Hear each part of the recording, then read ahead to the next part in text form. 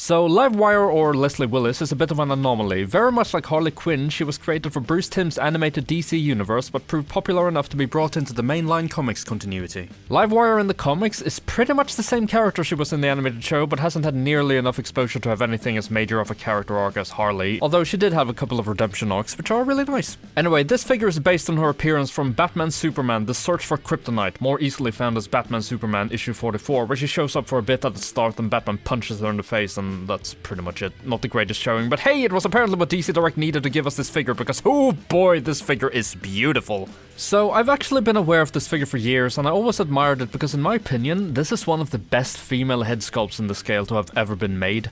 Like, I straight up wanted it, not because I liked the character, but because that's just how good the figure looked.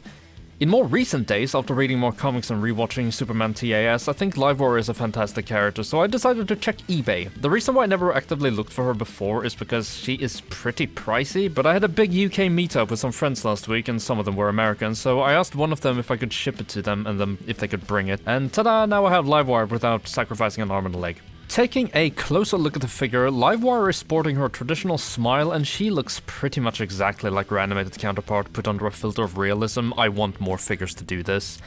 I also think I can see a hint of her voice actress Lori Petty in the head sculpt, mainly the bone structure and the jawline. The paint on her face is all excellently applied as well. Her eyes are centered perfectly, her eyebrows are nice and straight, her icy blue hair has a dry brush of white on it to create some highlights, and her black lips have no overspill and even has a gloss finish to them. Looking at the rest of her suit, which is actually ionized air, is properly sculpted on, and it too is pretty much flawlessly painted.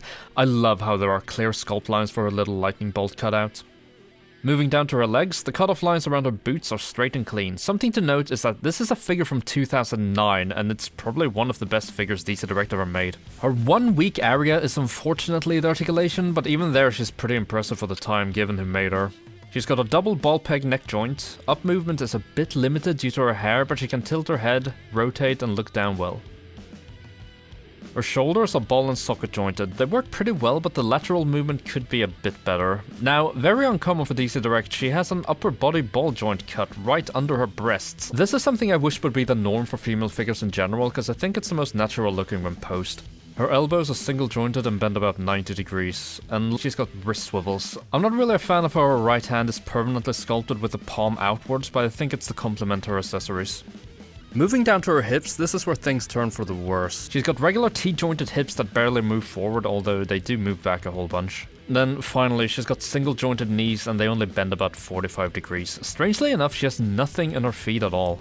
Finally, we move on to accessories, and she comes with two lightning effects. One is an orb that I recognize from the DC Direct God of War Zeus figure I have somewhere, which I think came afterwards. And the other one is more akin to just regular lightning. They look neat. She also had a base, but honestly, I just threw it away. Overall, Livewire here is a fantastic figure with a sculpt that I have a hard time seeing even modern companies do better. Lower body articulation leaves a little to be desired, but she can do pretty much anything as long as she's standing up. I absolutely love this figure, and I'm so happy to finally have her. Not Ms. Willis anymore.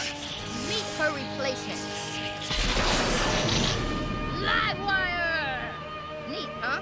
I ionized the air around you. Pretty form-fitting, don't you think?